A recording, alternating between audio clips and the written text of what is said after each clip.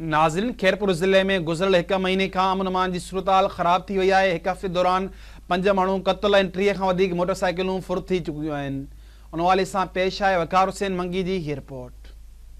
खैरपुर ज़िलो जेको खजनि जो देस सां मशहूरु आहे, जितां जा माण्हू मिठड़ा ऐं मोहबती आहिनि, उन खजनि जे देस खे अलाए कंहिंजी नज़र खाई वई जो पूरे ज़िले अंदरि ॾींहं ॾिठे जो अगवा क़त्ल ऐं फुर जूं वारदातुनि में तूफ़ान वांगुरु तेज़ी अची रही आहे। 10 ॾींहं अंदरि खैरपुर ज़िले में इंजीनियर चंदरमल, नादिर राजपर, शमीम लगारी, साईं बख्श ऐं कलीम मेमून क़त्ल थिया, पर पुलिस उन्हनि जे क़ातिलनि ताईं अञा ताईं न पहुची सघी आहे। चयो वेंदो आहे त पुलिस नोड़ीअ मां नांग उठाईंदी आहे त पोइ अमुन कराइण में पुलिस खे कहिड़ी रुकावट पेश अची रही आहे। 1 महीने अंदरि शहरनि खां 30 मोटरसाइकिल फुर थी चुकियूं आहिनि। शहर मां 4 ॼणा अगवा थी चुका आहिनि। खैरपुर ज़िले में खून जी होली ईअं हली रही आहे, माण्हू पखीअ वांगुरु क़त्ल थी रहिया आहिनि, पर अमुन अमान जी सूरत हाल बहितर न पई थिए। खैरपुर ज़िले में पैसनि एवज़ मुबैना थाणा विकामजी रहिया आहिनि। SSP ऑफिस खैरपुर में मुबैना करप्शन जी बाज़ार हली रही आहे। अकाउंटेंट रियाज़ बुलो करप्शन जे बेड़े में सवार थी पुलिस जा फंड हड़प करे रहियो आहे ऐं रीडर शाह शेख सचिन इंक्वायरियुनि खे पैसनि एवज़ कूड़ो साबित करे रहियो आहे। SHO पैसनि एवज़ कूड़ियूं FIR कटे रहिया आहिनि, जंहिं सबबु खैरपुर ज़िले में अमुन अमान बहाल थियण ॼण हिकु ख़्वाब बणिजी वियो आहे। उन मौक़े ते शहरनि मेरान टीवीअ सां ॻाल्हाईंदे चयो त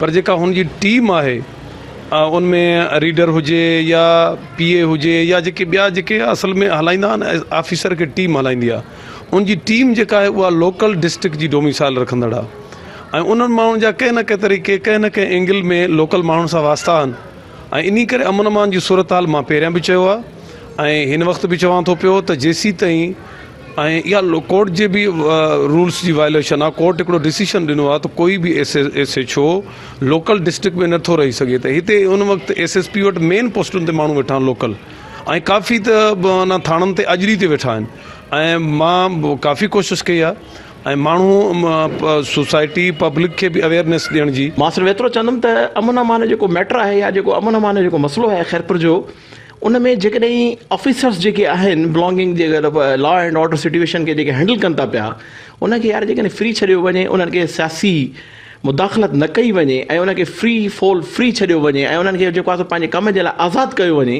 त मां नथो सम्झां त की एॾे अमन अमान जा मसइला पैदा थींदा या अहिड़े क़िस्म जी काई बि ॻाल्हि थींदी। अहिड़ो कुझु बि न थींदो।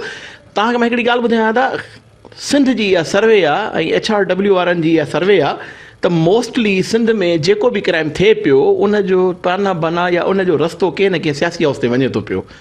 जी, खैरपुर पुलिस में जेस ताईं होम डिस्ट्रिक्ट के सब इंस्पेक्टर इंस्पेक्टरनि खे जो आहे खैरपुर में नेकाली नथी ॾिनी वञे ऐं जेको आहे मेरिट ते SHO के थाणा नथा ॾिना वञनि, तेसि ताईं अमुन अमान जी सूरत हाल कॾहिं बि बहितर न थींदी। कैमरामैन जान मोहम्मद नारेजो सां गॾु वकार हुसैन मंगी, मेरान TV न्यूज़, खैरपुर मीरस।